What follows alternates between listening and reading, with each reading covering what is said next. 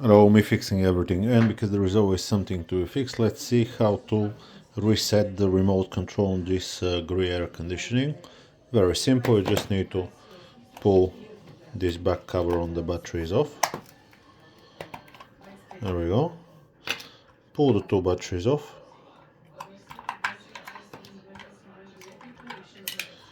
Wait for the remote to turn off. Press the power button a few times. This is so we take any energy inside from the capacitors. Put the thingy on, and as you can see, it resets, and everything is like it's just came straight out of the box.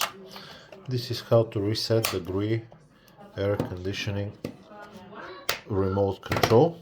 I hope the video is helpful to you, and I'll see you on the next one. Bye bye.